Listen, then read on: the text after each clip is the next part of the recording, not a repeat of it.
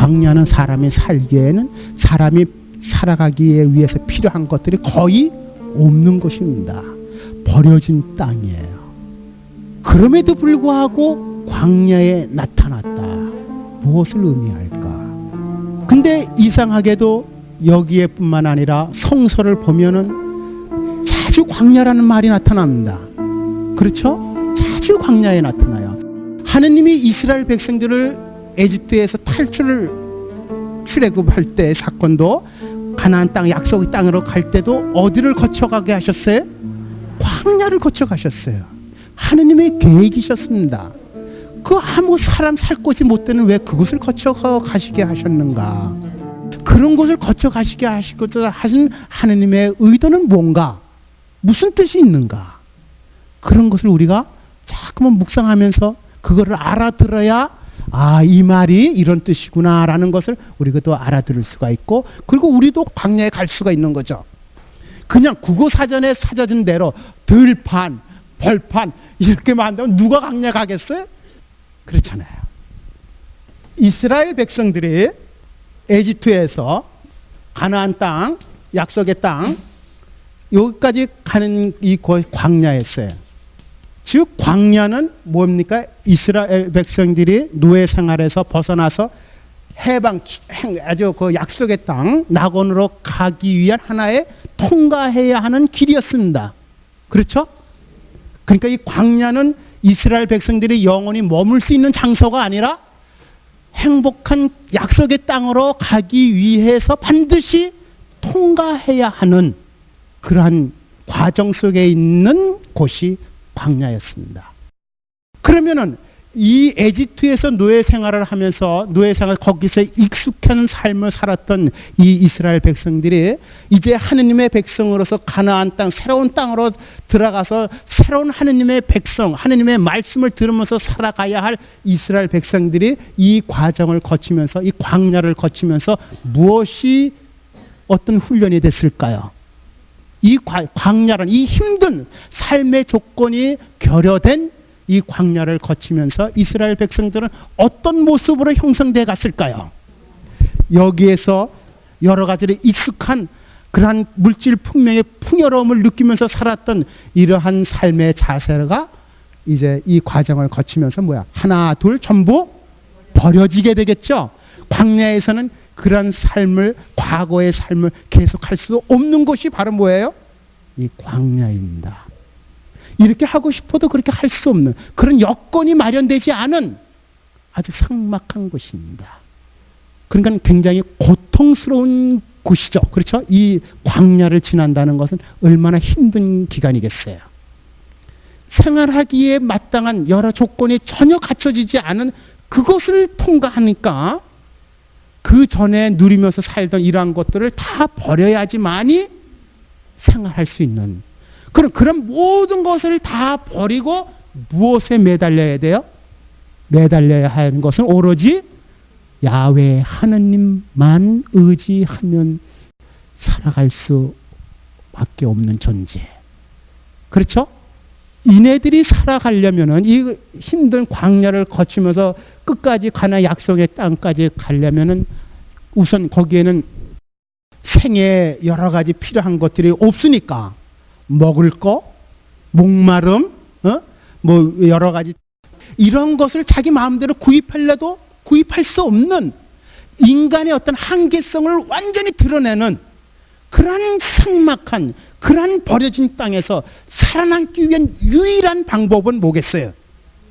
인간의 힘이 아니라 야훼 하나님께만 의지할 수밖에 없는, 하느님에 의해서만 존재할 수밖에 없는, 하느님의 도우심에 의해서만이 그 길을 통과할 수밖에 없는, 즉 자연이 누구를 바라보게 되겠어요? 자기도 아니고 물질 문명도 아닌 하느님을 바라보게 되겠죠. 그렇죠? 하느님만을 바라보고 하느님께만 애원하는, 목이 마를 때는 물을 달라고 애원하고, 배고플 때는 배고프다고 애원하고, 오로지 하느님께만 의지하면서 살아가야 할 그러한 새로운 삶의 형태가 형성되겠죠. 이 광야를 지나면서 그 전의 생활과는 전혀 다른 새로운 삶의 형태. 즉 이때에는 하느님 없어도 살아갈 수 있었습니다. 하느님께 매달리지 않아도 자기네들이 살아가는데 하나 불편함이 없었어요. 그렇지만은 여기는 노예 생활이었습니다. 그렇죠?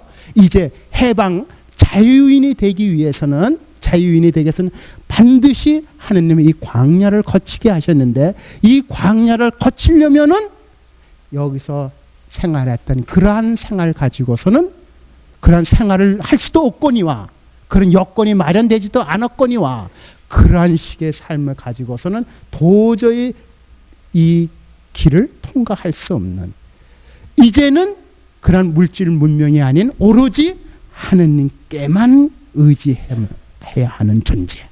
하느님께만 매달릴 수밖에 없는 그래야지만이 살아갈 수밖에 없는 즉 하느님 이외의 그 모든 것은 별로 중요한 것이 아닌 그렇죠? 그러니까 이 광야를 거치면서 이스라엘 백성들에게 가장 중요한 것은 무엇이에요? 하느님이시죠. 그렇죠? 하느님 이외에는 그렇게 다 필요 없는 거였습니다. 즉 이스라엘 백성들의 이 광야를 거치면서 이네들의 존재 자체를 삶의 형태를 완전히 근본적으로 바꾸어 놓는 거죠. 무슨 말인지 이해가 됩니까? 그런 존재 자체를 삶의 방식을 근본적으로 바꾸는 이 엄청난 일이 이 광야를 거치지 않고서는 그것이 불가능했습니다. 그러니까 억지로라도 그네들을 하느님의 백성이 되기 위해서 하느님의 백성으로 살아가는 그러한 새로운 공동체로 만들기 위해서는 반드시 이 광야를 거치면서 억지로라도 그렇게 만드셔야 하는 것이 하느님의 계획이셨습니다. 우리가 지금 IMF를 지냈는데 우리가 원하든 원하지 않든 우리는 이 IMF를 지나면서 많은 아픔 많은 고통을 겪으면서도 그런 아픔 가운데에서 또 우리가 다시 도약할 수 있는 새로운 어떠한 그 경제 질서, 새로운 발판을 마련해 가는 거 아니겠습니까? 그렇죠? 우리가 외부의 도움을 받아가면서 이런 IMF의 긴 터널을 지금 지나가고 있고 이 긴 터널을 지나면서 얼마나 많은 사람들이 아픔을 겪고 있습니까? 마찬가지로 여기도 마찬가지. 이 광야라는 것은 그렇다면 이 광야는 국어 사전에 보면은 들판, 버려진 곳이라고 했지만은 그러한 곳만이 아닌 또한 하느님을 알아보는 은혜로운 장소. 하느님을 바라보게 되는 은혜로운 장소. 구원의 장소. 그렇죠? 축복의 장소가 되죠. 하느님 이외에는 다른 것은 중요하지 않다는 것을 새롭게 깨닫게 되는 그래서 하느님만을 의지하게 되는 그러한 삶의 방식을 새로 갖추게 되는 아주 은혜로운 곳이기도 합니다. 그러니까 이 광야라는 것은 두 가지 면을 띠고 있죠. 하나는 인간적으로 본다면 정말 버려진 것, 정말 살기에 불편한 것, 내가 원하는 거 마음대로 먹을 수 없고 입으려고 하는 거 입을 수 없는 생애의 여러 가지 조건이 전혀 갖춰지지 않은 아주 삭막한 것, 버려진 것, 저주스러운 것이지만 그래서 내가 생활하기에는 굉장히 고통을 겪을 수밖에 없는 고통을 겪게 하는 그러한 곳이기도 하지만 또 한편 그러한 것을 통해서 그동안 내가 보지 못했던 하느님을 바라보게 되는 하느님만을 찾게 되는 하느님께만 애원하게 되는 새로운 삶의 방식을 일깨워주고 새로운 존재로 거듭 태어나게 해주는 바로 은혜로운 것이 바로 이 광야이기도 하죠. 따라서 우리 인생은 우리도 마찬가지입니까? 우리께 현실을 살아가면서 우리들이 가야 할 그 하느님 나라라는 것이 있지 않겠습니까? 그렇죠? 하느님 나라로 가기 들어가까지의 이 인생은 일종의 광야나 마찬가지 아니겠습니까? 그렇죠? 우리도 광야를 지금 지나고 있습니다. 그런 것이기도 하지만은 그런 상황 속에서 우리가 이 두 가지 성격을 띠고 있는 우리에게 두 가지 교훈을 주고 있는 이 광야에서 무엇을 바라보고 살아가느냐, 무엇을 생각하면서 살아가느냐에 따라서 이 삶의 이 광야의 삶이 저주의 삶으로 계속 추락할 수도 있고 또 한편 굉장히 축복의 삶으로 계속 성장해 줄 수도 있는 거 아니겠습니까? 즉 이 삶에 이 생활이 어렵다라고 불평불만만 하면은 이 이스라엘 백성들이 야외에 하는 게 이렇게 광야를 거치면서 얼마나 많은 불평불만을 했습니까? 우리들을 그냥 에집트에서 그냥 놔두지 왜 데려왔느냐? 아이 고기가 먹고 싶다. 뭐 이런 불평불만 자꾸만 그 옛날 생활로 되돌아가고 싶어하는 구약을 여러분들이 보셨으면 그런 얘기 많이 들었죠? 그래요. 그런 것을 그냥 안주하고 싶어 한다면은 끊임없이 이 광야의 삶은 끊임없이 나에게 고통이고 하느님의 원망이고 인생의 정말 힘든 삶이 되겠지만 그런 여정 속에서 늘 우리를 동반해 주시고 우리를 교육시켜 주시고 사람 되게 만드시는 당신의 자녀 되게 만드시는 그 하느님을 바라볼 수 있다면 그러한 쪽에서 하느님을 생각해 본다면 이 광야는 또한 얼마나 큰 축복인지 모릅니다. 그래서 수도자들이 초세기에 많은 수도자들이 오늘날에도 그렇습니다만 많은 수도자들이 세속을 버리고 광야로 들어갑니다. 세속을 버리고 광야를 들어가는 이유는 뭐예요? 세속의 삶에서 자꾸만 너무 편안해지고 물질적으로 풍요로워지는 데에서 자신이 더 노예가 돼가는 물질적인 노예가 돼가는 이러한 것에서부터 자유스러움을 좀 더 하느님을 찾고 싶은 그러한 열망으로 그러한 모든 것을 버리고 사막으로 들어가는 사람들이 있었습니다. 그러한 사람들이 바로 수도자들이었습니다. 우리가 잘 아는 안토니오, 성 안토니오 성인, 그 성인도 부모가 다 돌아가시고 나서 그 누이 동생이 있었는데 어느 날 성당에 가서 성당에 들어갔습니다. 성당에 들어가서 그날 복음을 들었는데 그날 마침 복음이 네가 완전한 자 되려거든 가진 것을 다 팔아서 가난한 사람들에게 나누어 주고 그리고 나를 따라라. 그 말씀을 그때 들었어요. 네가 완전한 자 되려거든 내가 가진 것을 다 팔아서 가난한 사람들에게 나누어 주고 그리고 나를 따르라는 그 말씀을 듣는 순간 바로 이거다. 그런 생각이 들었고 그래서 이 안토니오 성인은 부모로부터 물려받은 모든 재산을 다 가난한 사람들에게 나누어 주고 광야로 들어갔습니다. 그래서 은둔 생활을 시작을 했고 그렇게 해서 그분은 모든 수도자들의 아버지라는 칭호를 받을 수 있는 그런 분이 되셨는데 그렇게 광야를 들어가는 겁니다. 오늘날에도 마찬가지. 오늘날은 우리 사회도 마찬가지입니다. 여러분들 무슨 이런 깊은 산골 같은 데로 이렇게 우리는 광야는 없지만은 우리 사회 우리나라에는 그 광야는 없지만은 어디로 들어가요? 산으로 들어가지 않습니까? 그렇죠? 모든 것을 버리고 들어가는 그러한 거. 구도자의 자세, 구도자 뭔가 진리를 끊임없이 추구하는 삶의 자세는 자주 광야를 가야 됩니다. 광야로 나서야 될 용기가 필요합니다. 그래서 요한 세례자가 광야에 나타났다는 것은 바로 뭐예요? 지금 여러분들이 처해 있는 그런 이 어떤 노예 생활에서부터 벗어나서 이 새로운 곳으로 다 나오라는 거죠. 광야에 나타나서 외친다는 것은 이 하느님을 만날 수 있는 이 장소로 나오라는 겁니다. 지금 믿는 그 장소에서 뭉개고 있지 말고 거기에서 나오라는 거죠. 나와서 이 광야에서 외치는 이 맑은 소리, 하느님의 말씀을 전하는 이 소리를 들으라는 거죠. 이 하느님의 말씀을 들을 수 있는 사람은 이 광야에 나오는 용기를 가진 사람만이 그 말씀을 들을 수 있습니다. 그냥 자기 현장에서 적당히 난 좋은 데에서 편안하게 살면서 이러한 마음, 이러한 자세로 하느님을 받아들이기는 참 어렵습니다. 그런 상황 속에서 하느님의 소리는 잘 들리지 않습니다. 우리도 광야로 나가야 됩니다. 평생을 광야에서 살 수 없는 그런 용기가 없다면 적어도 하루에 1시간 아니면 하루에 30분이라도 나 나름대로 광야를 찾아가야 됩니다. 즉 모든 것을 버리고 오로지 하느님과 함께 할 수 있는 장소, 하느님과 만날 수 있는 장소, 그러한 광야를 우리는 우리 나름대로 마련해야 될 것 같습니다. 이 도시 안에서의 광야, 내 생활 안에서의 광야, 맑은 소리를 들을 수 있고 그 소리를 듣기 위해서 내가 잠시 모든 곳에서 단 10분이라도 떠나서 머물 수 있는 광야는 우리에게 필요합니다. 그렇게 하고 이 광야에서 요한 세례자가 외친 것이 뭐냐? 회개하고 세례를 받아라 그랬습니다. 그렇죠? 회개하고 세례를 받아라.